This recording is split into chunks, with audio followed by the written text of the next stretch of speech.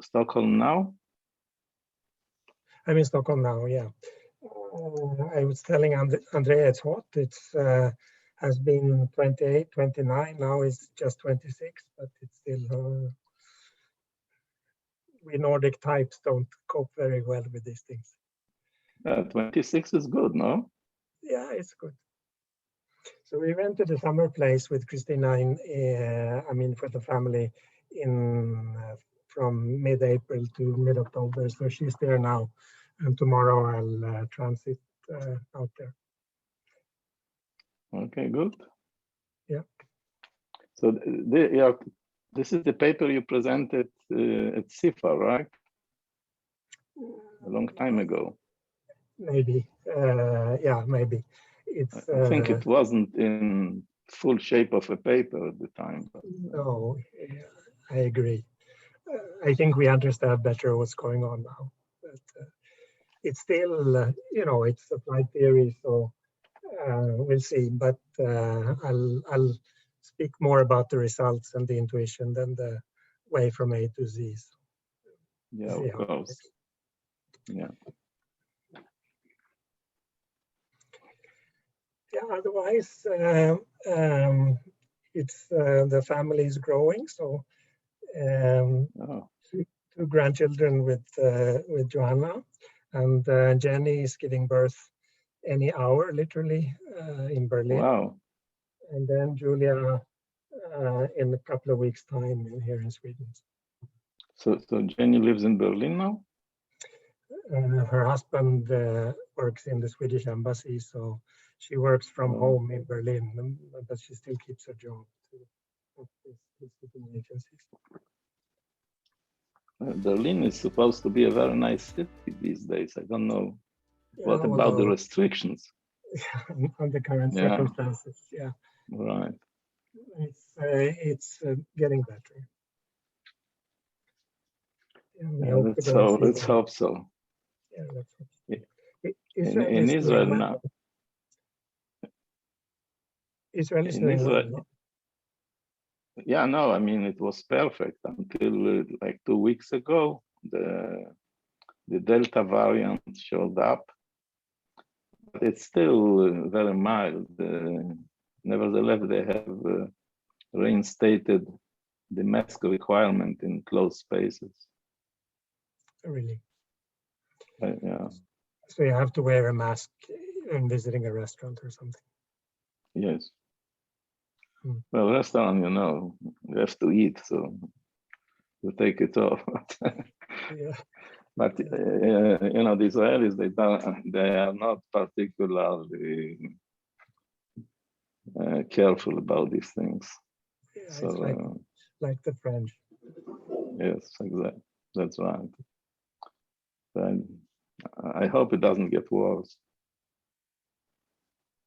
Yeah, but it would probably be cluster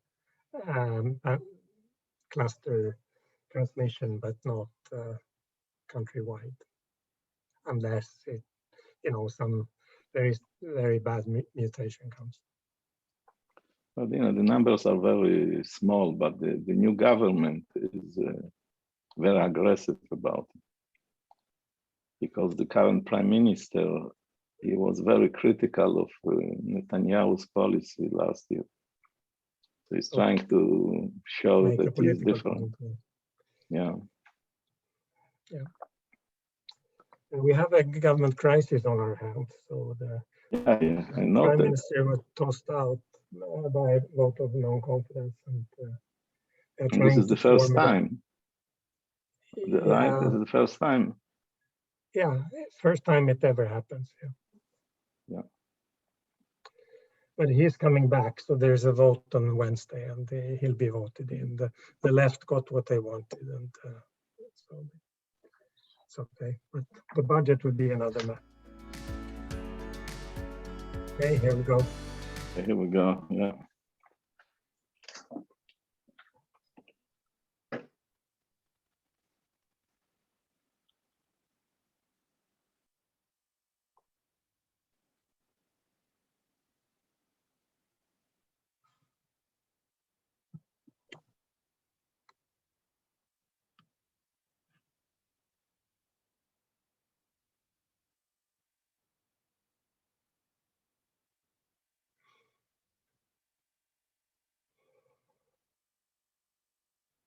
Hola, are we ready to start? Yes, ma'am, we're going to start and open the webinar right now. Thank you. Thank you.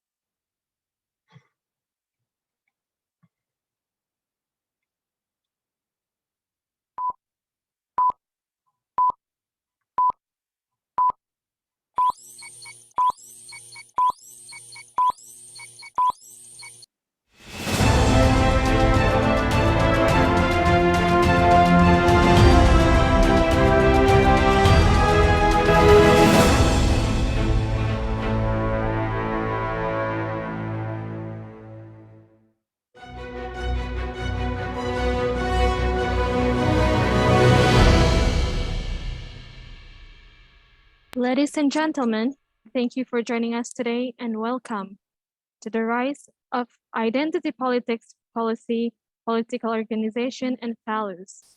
Without any further ado, please welcome our chair, Mr. Elhanan Helpman, to open the session. Mr. Helpman, the screen is yours. Thank you very much. Good morning and good evening to everybody, depending on which part of the world you are in. We are very happy to start this session on identity politics. In terms of questions and answers, the way we will operate is that people are invited to submit questions to the chat. I will collect all the questions and Torsten will answer them at the end of the session. So let me introduce our speaker. Torsten Persson is the Swedish Research Council Distinguished Professor in the Institute for International Economic Studies at the University of Stockholm. And he is also the Centennial Professor of the London School of Economics. He has been a visiting professor and scholar in many institutions around the world, including Harvard, Princeton, Bocconi, and Tsinghua, to name a few. He is a member of the Royal Swedish Academy of Sciences, the American Academy of Arts and Sciences, and the British Academy. He is past president of the Econometric Society and the European Economic Association. In 1997, he received the Yrjö Johansen Award from the European Economic Association, which is the highest honor this association imposes on one of its members. He was a member of the prize committee for the Alfred Nobel Memorial Prize in Economic Sciences on several occasions and served as a chair of the committee. But most importantly for our purpose today, Torsten is one of the founders of modern political economy, a subject that has been very close to his heart for many years. He delivered many distinguished lectures on this subject and has published extensively in the field. Today, he will guide us through his latest thinking about the interaction of politics, social psychology, and economics. We are delighted to have you, Torsten. Please take the floor.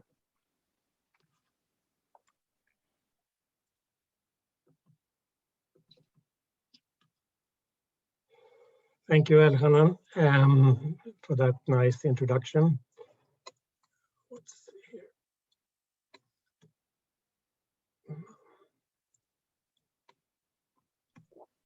Okay. Stuck.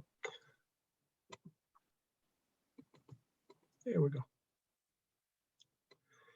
So you have seen that I have an optimistic plan. Thank you, Elhanan, for the introduction. So I'd like to talk about this topic, which is reflects joint work with Tim Besley. As the name may suggest, we are interested in thinking about the wave of nationalist and often populist politics that has swept the Western world and other parts of the world as well in the recent couple of decades.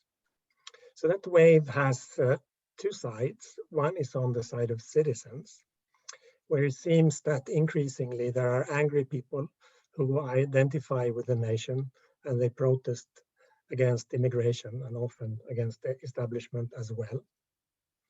And these citizens seem to mobilize not around class issues, but more around issues in the so-called Galtan dimension. So outside of party politics, these protesters form new and growing social activist groups. I'm thinking about examples such as Pegida in Germany, Vote Leave in the UK, and various alt-right groups in the United States.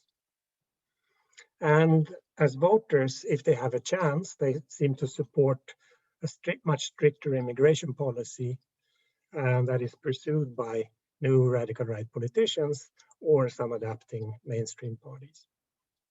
And as an introduction, let me just show you the rising radical vote share in Europe relative to the mainstream parties of Europe. So the denominator vote share doesn't include Greens and radical left parties, but it does include conventional left and center-right parties. And as you can see from the early 2000s, the radical right vote share grew from some 15% to some 45%.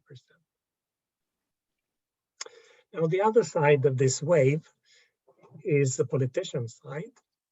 And so we see radical right politicians, often coming from newly founded parties, and they are kind of shaking up old party systems.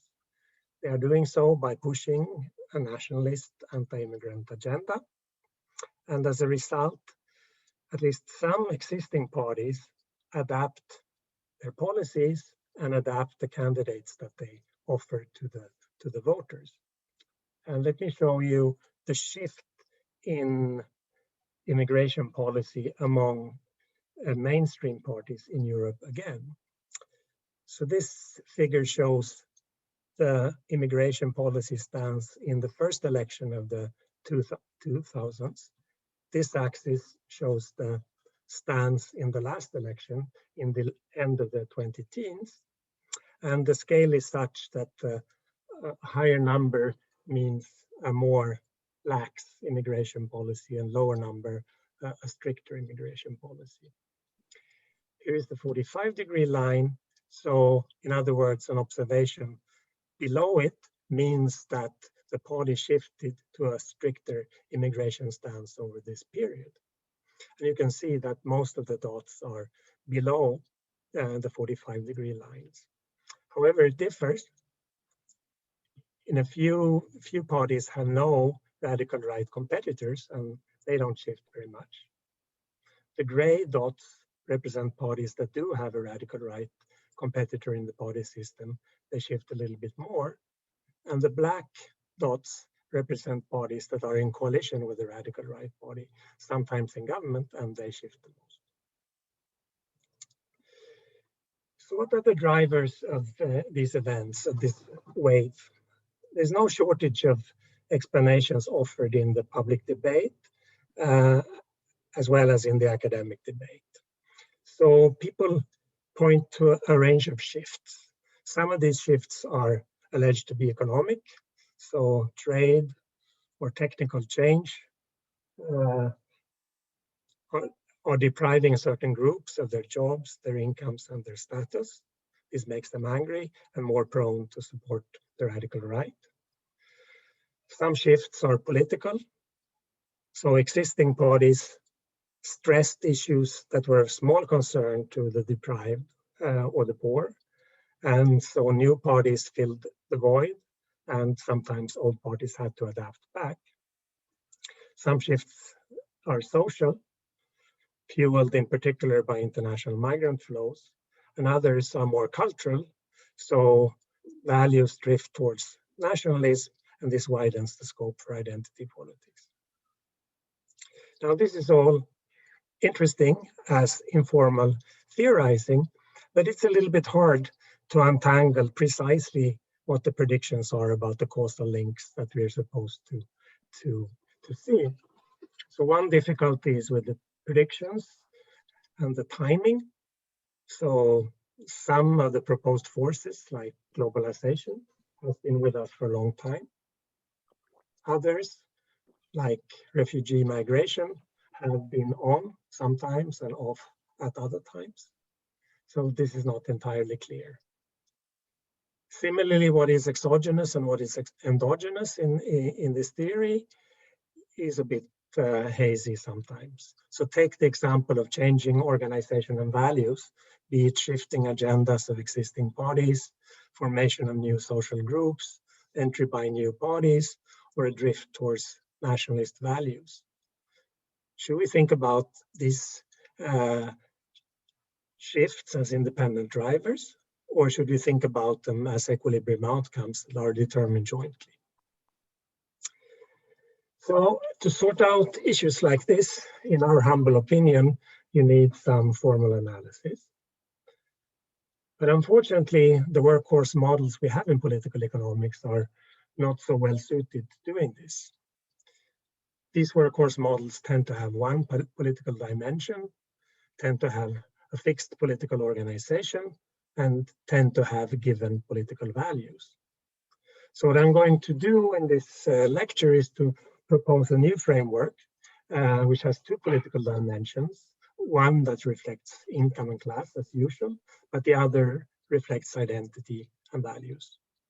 I'm going to entertain the possibility of endogenous reorganization, changing mainstream parties, new social groups arising, or new political parties entering the scene. And I'm also going to allow for endogenous values, where nationalist values both can drive outcomes and respond to outcomes. So as you may imagine, this analysis has many moving parts. We make it tractable by entertaining very crude microfoundations and assume very unrealistic symmetries. These things can be relaxed, but at an analytical cost. Obviously, what we do is related to existing research in political economics. It's a long list of papers here. I don't have time to go into details. Let me just say that we, of course, relate to formal models of electoral competition, of theory with endogenous candidates, theories of identity in economics and politics, and analysis of evolving values and policy preferences. Let me, however, point in particular to an emerging literature on nationalism, populism, and identity, which you heard if you did attend this session on politics and identity. There were a couple of examples there, and Elhanan just published a paper in the RE Stud with Jean Grossman that belongs to this literature as well. Now, we also relate to more basic research in social science at large. As Elhanan mentioned, sociology, social psychology, political science, and even evolutionary anthropology. So this is on basics of identity and identity-based conflicts. There's a huge literature, descriptive literature on the radical right. There's a large body of work on social movements in sociology. And then there is this foundational work on cultural evolution. So here is my outline. I'm going to start by giving you this baseline model, which will allow us to ask questions such as how elections resolve dual policy conflicts over redistribution and immigration, class-based and identity-based. Then we'll move to endogenous political organization and ask questions like whether existing parties change if voters become more anti-immigrant, or perhaps whether new social groups or political parties emerge and under what circumstances, and in what manner such changes in political organization reshape policy. Thirdly, we'll turn to the dynamics of nationalism and ask how nationalist attitudes or values and immigration policy co-evolve with each other. And there we can ask in what ways, if any, temporary shocks can have permanent effects. And at the end, I'll shortly try to take stock of what we might have learned. So let me speak about the baseline model. So in order to introduce a class-based cleavage, we assume that there are two economic groups equally large. People are born either as poor or rich, and we label them naturally P or R. There are two social identities to create an identity-based cleavage. So people identify either as nationalist, N, or cosmopolitan, C. And we let mu be the nationalist share, which ranges between some minimum and some maximum in the population. You can take them to be 0 and 1 if you like. There are going to be two dimensions of policy making, one each for each of these political dimensions. So there'll be a class-related income tax, T, which can run from 0 to 1. And there will be a measure of immigration regulation, X, which also runs between 0 and 1, and where a higher value means more openness to immigration. And we model policy preferences very simply over these two cleavages. So a member of the rich or the poor who is cosmopolitan has policy preferences like this, a loss function over the tax rate relative to her bliss points, and a benefit function that is increasing in higher immigration openness. Whereas a nationalist has the same kind of loss function depending on whether she's poor or rich, but in this case, immigration openness enters with the opposite sign, and she also has a weight on this objective, which we call sigma, the nationalist weight on immigration policy. And in particular, we are going to assume that economically speaking, these two policy dimensions are unrelated. They will still be very much related in the analysis, but not economically. The relation comes because of politics. So imagine that there are two mainstream parties that compete for office. They are mainstream in the sense that they represent the rich and the poor, respectively. And they are mainstream in the sense that they are run by cosmopolitans. So this is like an initial situation. For now, let's assume that they can commit to immigration policy, but not to tax policy. I'll change that and make the playing field level in the next section. Now, voting among the population groups reflects the platforms the parties offer and the random shocks that they are exposed to. And the way we set it up, the cosmopolitans are loyal voters. They vote for the rich or the poor party, depending on their class, whereas the nationalists are swing voters. They vote for the most appealing platform. Now, in this setting, there'll be two key drivers of the outcomes. One we call class polarization. You can think about it also as inequality. We call that parameter pi for polarization. So that's roughly the utility loss of having the other party's preferred tax policy rather than your own. And the other parameter, which is driving things, is immigration salience. So that's just the sigma, which is the nationalist weight on immigration. So now the higher is pi, polarization, the stronger the motive is going to be for the parties to compete for this nationalist swing voters. And the higher is sigma, the stronger the response will be among the swing voters if the parties compete for their vote.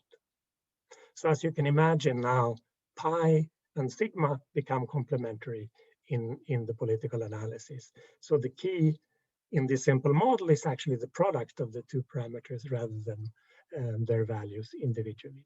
So in this sense, the policy dimensions are closely related politically. So here is an illustration of proposition 1.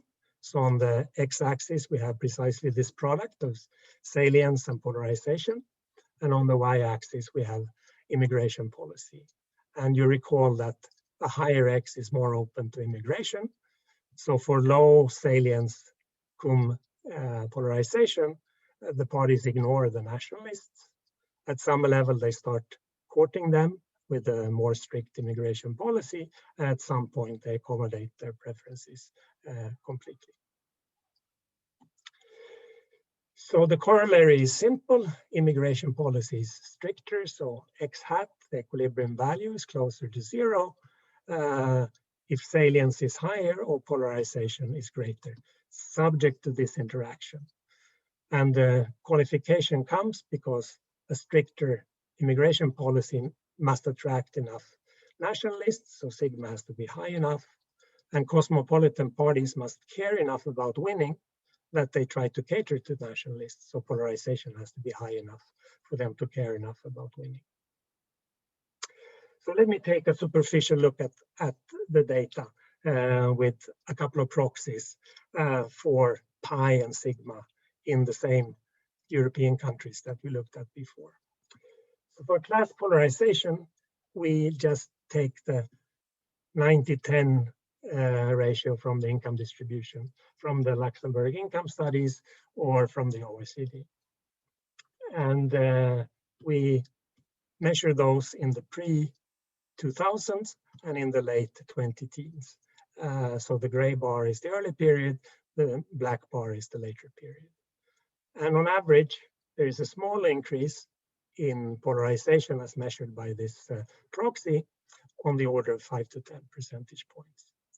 If we look at the individual countries, it goes up in Germany. Among other large countries, it goes up in Italy. Among smaller countries, it goes up in the Netherlands. It goes up in Sweden, for example. For sigma, immigration salience, we use data from the Eurobarometer, which asks respondents in different waves beginning in 2005 to classify the two most important policy issues that face the country.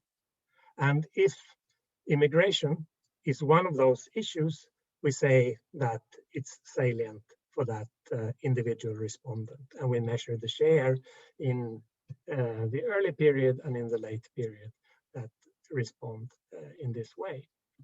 So here there's a more impressive increase in the average salience as we measure it from 10 to 25%. And looking at the same countries as before, it increases majestically in Germany from something like 5 to 45%.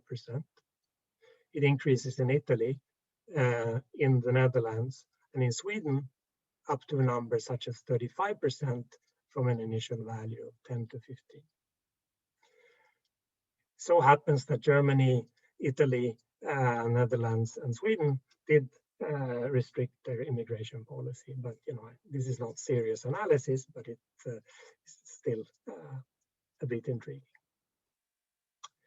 So that's the baseline model.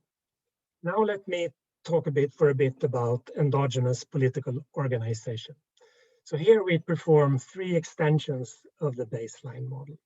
And again, to repeat, I'm going to allow the existing parties to choose their candidate mix. That's the first extension. The second one is to allow social groups with a nationalist orientation to form. So this happens outside of party politics. And the third extension is that national parties can enter the political system and complement the 2 mainstream parties that we have in the baseline model. Now we think these extensions are of some empirical and theoretical interest. They are of empirical interest because making them, we can capture some phenomena that you couldn't capture with standard models. And they turn out to be of theoretical interest in that they sow the seeds of path dependence, such that a temporary shock can permanently alter nationalist values and immigration policy. That will have to wait for the third part. Okay, so let's go for the first one, with the composition of existing parties. So as you recall, in the baseline models, parties can commit to an immigration policy. But these parties are cosmopolitan run, and it may not be very credible for a cosmopolitan run party to propose a strict immigration policy. Maybe as incredible as a party run by the rich to propose high taxes. So let's assume that a credibly stricter immigration policy requires the party to have a higher share of nationalist candidates. We could appeal to some intra-party bargaining here. And let's make that increase proportional to the change in policy. So to run policy X, you need a share of nationalist candidates 1 minus X. In this instance, running a credible immigration policy will have a cost. Because if you're a cosmopolitan leader, you're going to be more likely ousted as more nationalists are elected to the party contingent. So let's capture that by assuming that the probability of replacement is given by this expression, 1 minus x plus lambda times x. So that's a probability that runs between this basic number lambda and 1. And lambda then has the interpretation of the basic unpopularity of the leader when there are only cosmopolitans in the party. And then progressively, as there are more nationalists, that probability of ousting is going up. Now, let's assume that the cosmopolitan party leaders have some ego rents from holding on. Let's call that ego rent theta. Then they face an additional trade-off because courting nationalist voters raises the risk of party takeover and loss of that ego rent. Okay. So what do we get? We get the same result as in proposition 1, but we get some additional results. So in particular, there is still going to be policy convergence, and both parties are going to offer a stricter immigration policies if their leaders are less popular and value leadership less. So a higher value of lambda and a lower value of theta. And as we argued, more nationalists, a stricter policy, raises the chance of party takeover. So let's now combine proposition 1 from the baseline model with proposition 2 from the extended model. And we have the corollary that party takeover by nationalists is more likely the higher is immigration salience and the higher is class polarization. And I invite you to consider the choices of Donald Trump and Boris Johnson as prospective illustrations of this kind of mechanism. Okay, extension number 2 was the formation of nationalist social groups. As I mentioned, we have in mind groups such as Pegida that demonstrates against immigrants in German cities, Leave Vote, which played a major role in the Brexit campaign in the UK, and the alt-right groups that have become infamous in supporting Trump outside of the political system. And we think about these groups as engaging their members, in particular via social media, and running rallies and protests of various kinds. So formally, we're going to model a group formation as having a fixed per capita cost, which we call F. What's the consequence of group formation? Well, as in the sociology literature on mobilizing social movements, we're going to assume that a group like this fosters a collective rather than an individual social identity. In particular, we're going to assume that members of a group that has formed are going to internalize the payoffs of other members of the group a kind of within group altruism, and they're going to do that internalization with weight xi. Now this will mean that the immigration salience that parties perceive goes up, and they become more eager to cater to group members' preferences, and they will be more eager indeed if the group is larger. So formally, we derive the following result. Proposition 3. Let's imagine that the cost of forming the group goes to 0, so we don't have trivial results from the cost of group formation. Then a sufficient condition for the group to form is that the share of nationalists is above some critical share, which we call mu hat. And here is the parametric expression for that share in the model. So group formation here is instrumental, and it happens because the members collectively want to influence policy. And obviously we assume that they manage to solve any collective action problem that they face. So now we can combine propositions 1 from the baseline model with proposition 3 that we just stated, and say that given a share of nationalists, a nationalist social group more likely forms if salience is higher or polarization is greater. So what are the implications of this for immigration policy? Well, what we're going to have when the nationalist group forms at this critical juncture of the nationalist share of the population, immigration policy is going to become more strict because the effective salience, as seen by the parties, rises from sigma in the baseline model to, so let's say, lowercase sigma to uppercase sigma, which is just the expression 1 plus xi times mu times sigma. And this, as you can imagine, comes from the internalization within the group of other members' preferences. Moreover, once the group is in place, a larger nationalist share is going to make immigration policy stricter because salience is increasing in the size of the group. Okay, let's look at the third extension, which is the entry of nationalist political parties. So this is going to have some parallels with group formation. 2 parallels in particular. We're going to introduce party entry at the per capita cost, which we call B. And party entry 2 will be instrumental. It will occur only with the purpose of influencing immigration policy. But the channel of influence that the new party has is different than the channel of influence that the new social group has. In the former case, the influence was indirect and worked via party objectives. In this instance, it's going to be direct via political representation. So there are 2 ways for a new party to influence political outcomes. One is if there is a new party that enters and is lucky enough to collect a majority, or at least a plurality of the seats.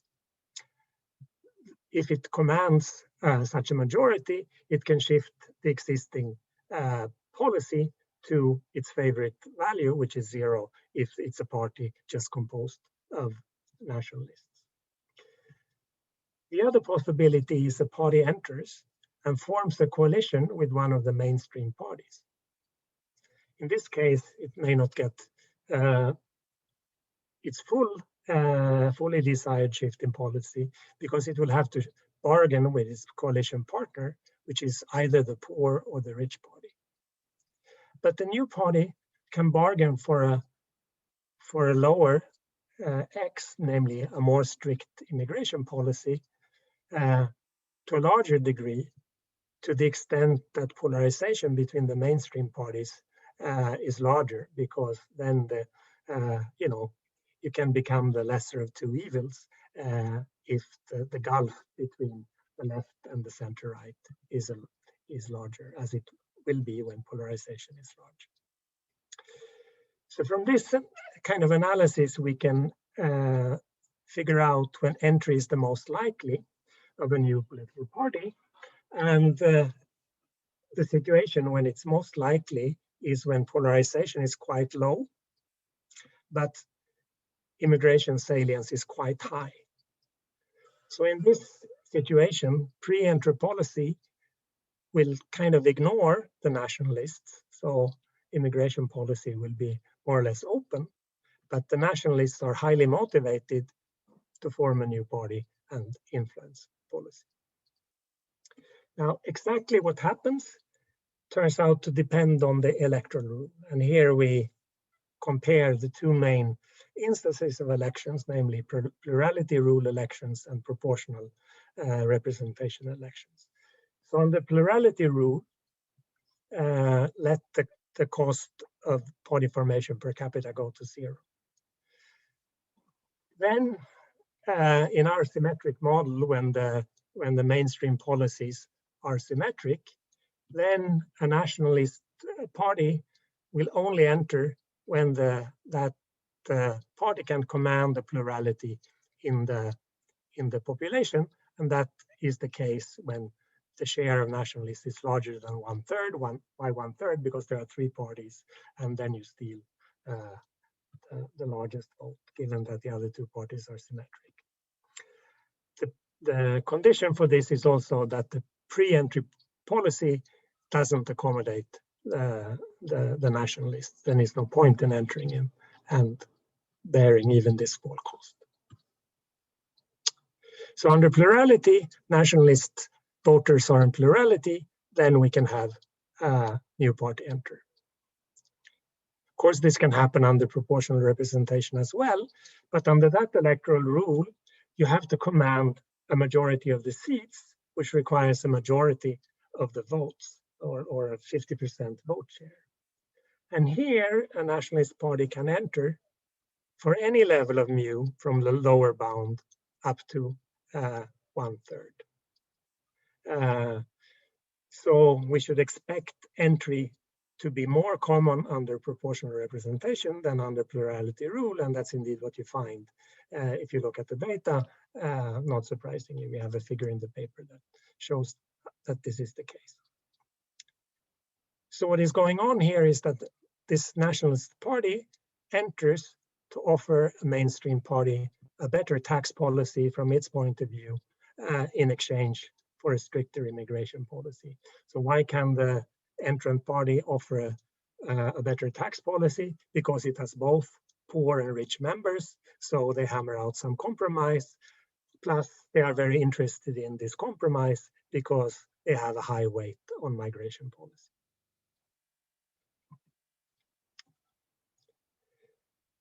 So let me come to the third and final part, the dynamics of nationalism. So here we study how the share of nationalists in the polity and society evolves over time. Now, let me begin with the baseline model. So we let time just run on. A time period is called S. T is taken by taxes here. So this society enters period S with some given nationalist share in the current generation. The parties, whichever they are, offer platforms, tax policy, and then immigration policy. An election is held, the winning party sets policy, payoffs are realized, and the next generation's citizens identify either as nationalists or as cosmopolitans, and this determines next period's share of nationalists, and we go on like that. How do we model the dynamics of nationalism? We assume that it is driven by the expected payoffs to holding the 2 identities. Do people imagine that they're either nationalist or cosmopolitan, or maybe their parents imagine that they're either nationalists or cosmopolitans if we have parent-to-children socialization? And we call the difference in expected payoff to these two identities delta. So delta, you can think about it as the cultural fitness of a nationalist identity, and it's going to hinge on the equilibrium policy that is pursued, and thus it will hinge on the drivers of that policy, namely sigma and pi, and possibly the share of nationalists, if that determines policy. Then we assume a kind of Darwinian dynamics. So like biological fitness determines the fitness of certain genes, now the cultural fitness determines the fitness of these cultural memes. So in particular, the share of nationalists will increase whenever the cultural fitness of being a nationalist is positive, and it will shrink whenever the cultural fitness of being a nationalist is negative. And this relation can be derived from alternative socialization models, either backward-looking or forward-looking ones. Here in the paper, we have a forward-looking socialization model. So let's look at the benchmark result in the baseline model. Here, the dynamics are going to lead to a unique steady state. So the formal result is that from any starting point mu, the polity converges either to maximal nationalism, so that's mu upper bar, if cultural fitness is positive, or to minimal nationalism, mu lower bar, if nationalist fitness is negative. So this result is really, again, driven by expected policy. Nationalism grows if the drivers of immigration policy are high. So it's better to be a nationalist when policy caters more to nationalists than when it doesn't, which is the opposite case. So let's look at the simple figure that illustrates those dynamics. So on the vertical axis, I have the change in the share of nationalists. On the horizontal axis, I have the level of the share of nationalists.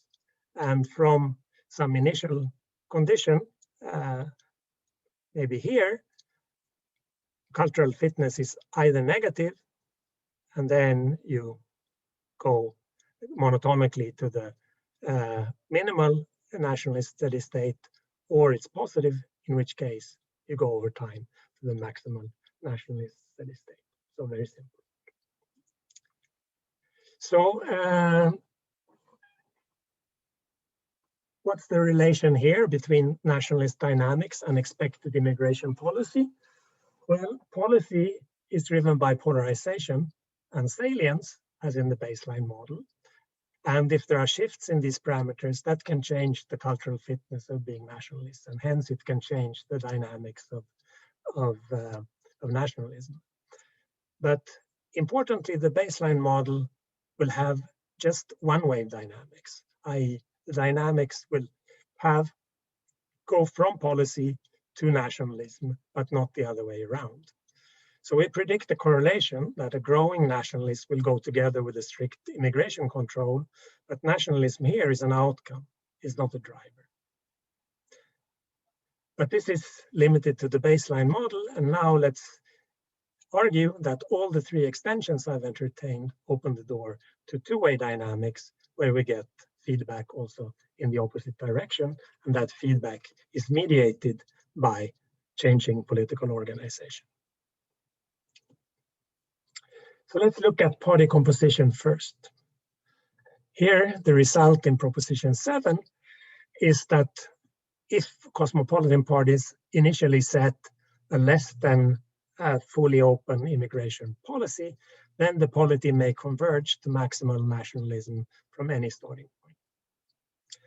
And it's easy to see how that such path dependence can come about.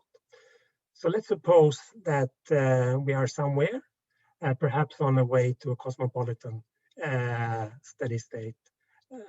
But now there's a hike of immigration salience or polarization. This makes the cosmopolitan parties want to cater to nationalists. So they pursue a policy to their liking with a more strict immigration policy. And they do so via running a share of nationalist candidates. Now, if this situation persists, then sooner or later, one of the parties will be taken over by a nationalist. Once the nationalist is there as a leader, she will set the maximally strict policy because there's no trade-off anymore of running a ticket with all nationalist candidates. What happens to the other party? Well, it faces increasing competition, and it's actually going to fight harder now for the nationalist voters with a larger share of nationalists in its turn, and it raises its own risk of takeover. So we can have that the fitness of nationalism shifts permanently from negative to positive, even if the initial hike is being reversed. And I leave it to you to judge whether there's something about the turnover of the US Republicans or the UK Tories that is appealing to you in this chain of reasoning. Let's look at group formation and nationalist dynamics.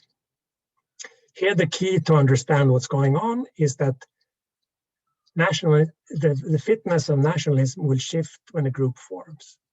In other words, when the effective salience is higher than the individual salience, as it will be when the group has formed, then by revealed preference, it's better to be part of a group, and therefore it's better to be a nationalist, whatever it was, its value was before. So in other words, for all nationalist shares above the critical share when a nationalist group forms, then we have this shift upwards. So this means that the model will now entail a dynamic complementarity, which paves the way for two-way dynamics. So above the threshold when the group has formed, nationalism will be self-enforcing. Why is that? Well, effective salience will grow in the share of nationalists. The fitness of nationalists will grow in the effective salience, and the share of nationalists will grow in the fitness of nationalism. So this is a self-reinforcing process. Moreover, nationalism will feed back to immigration policy, since stricter immigration policy will follow once effective salience is larger, which it will be when the share of nationalists is larger.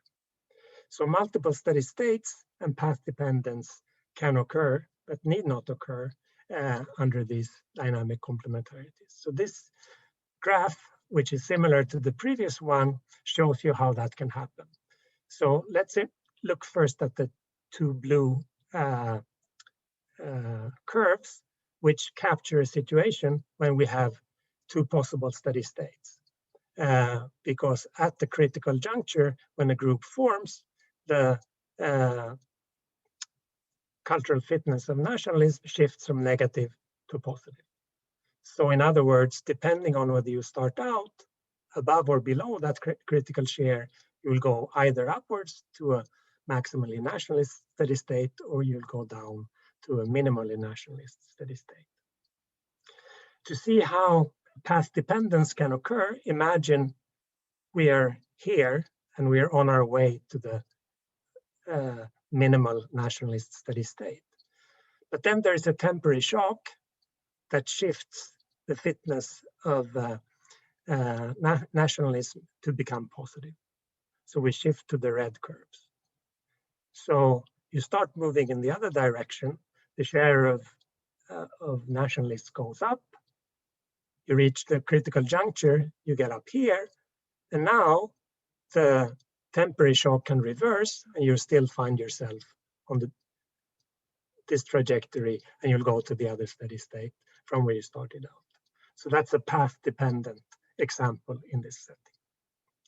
Now, if we have party entry, the story is similar. National fitness will shift with the new party entry because entry requires policy influence. The fitness of nationalism will shift up at the threshold value of the nationalist share where a new party enters. This creates a dynamic complementarity with a similar two-way dynamics as group formation does. It's a proposition in the paper that spells that out formally. So putting the pieces together from these results, we get some substantive insights. One is on the long-run consequences of shocks. So as we have seen, temporary shocks to the drivers of nationalism, policy, sigma or pi, can trigger organizational change that mediates potentially permanent effects of nationalism and immigration policy. And that kind of path dependence is more likely to happen via takeover of a mainstream party when we're in an electoral rule with plurality, but it's more likely to happen via new party entry if we're under electoral rule with proportional representation. This follows from propositions 4 through 9 combined.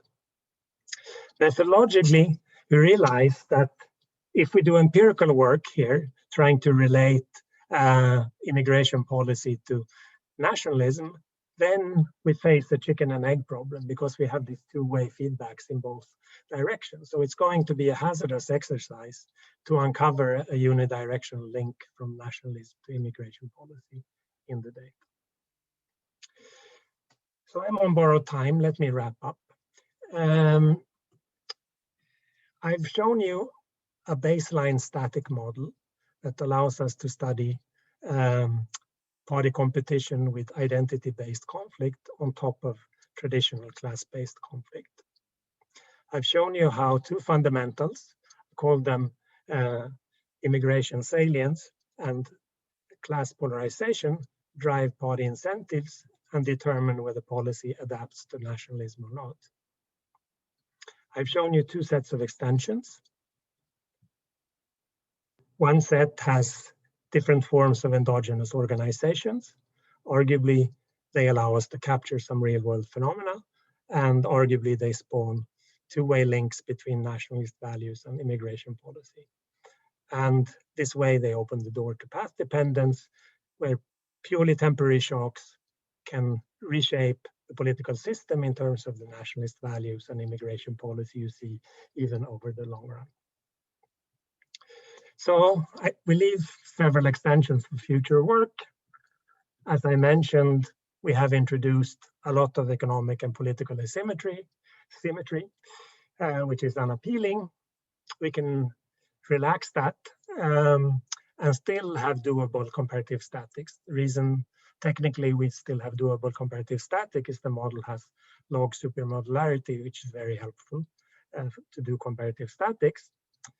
And we also have doable comparative dynamics because our model only has one state variable, so we can keep track of what's going on. Once we have this asymmetric model, we can start asking questions such as which existing party will be most eager to please the nationalists, perhaps the center-right, because we have observed in many European countries that the rise of the radical right is accompanied by a decline of social democracy. But I leave you with those thoughts, and I'll be happy to take questions from here.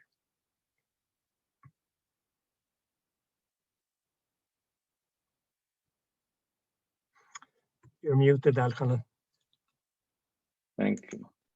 Thank you very much, Torsten. There is, at this point, one question from Monzen Malari. And the question is, has your model considered degrees of support for the radical party? Namely, different degrees of support. How important is it in your framework?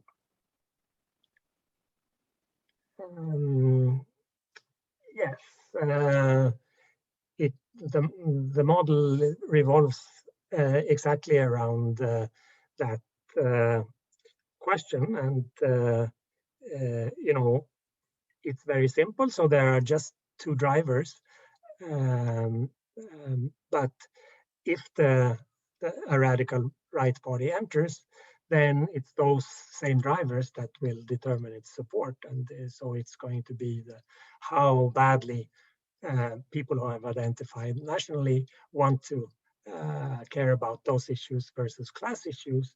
And it's going to depend when it bargains with the other parties, and then how attractive it is to voters, what kind of compromise it can hammer out with the traditional party, and that depends on the degree of polarization. So the support for the radical party is not a driver, it's an endogenous outcome that will reflect the fundamentals of the polity and the economy. Thank you. So there is still room for more questions if somebody wants to ask a question. Please ask your questions in the chat if you have any. So instead of a question, we have a congratulation. Great, many thanks, Professor. And super. So I see that there are no more questions. In this case, we can close here. Thank you very much, Torsten. This was a really beautiful presentation of a very complicated model. I think it was crystal clear, the presentation. And maybe this is why we didn't get many questions. There is a remark that has been just added to the chat, which says that the rise of nationalist parties in one country can influence the rise in other countries, and how does the model handle such influences? I guess it doesn't handle, but Torsten, why don't you answer?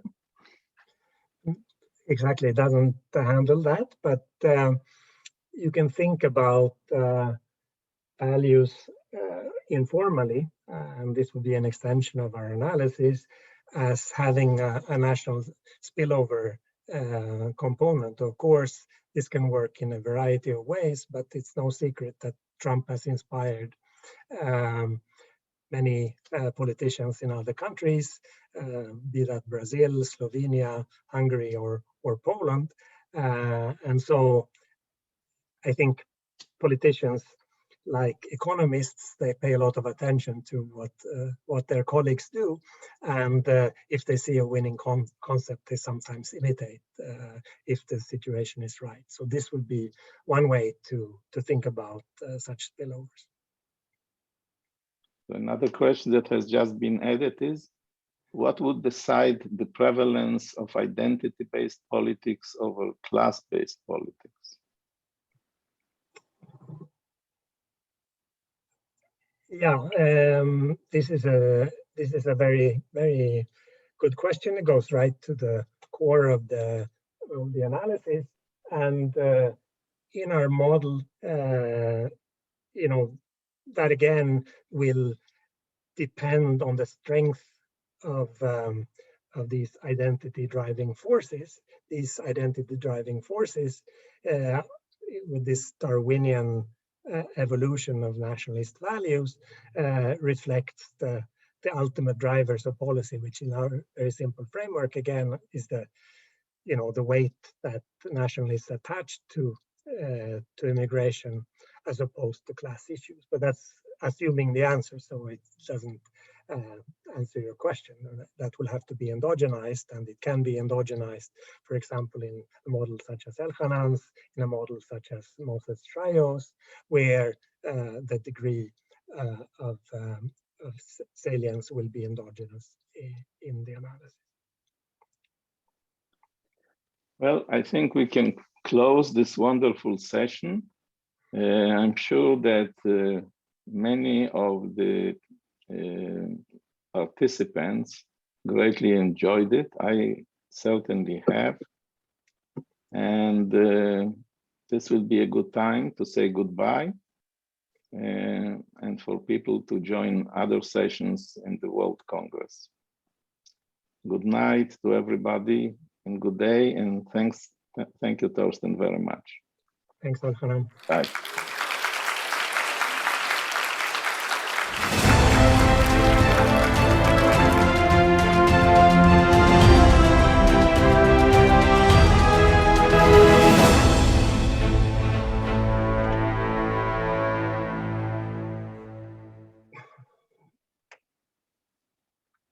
Okay, thanks a million.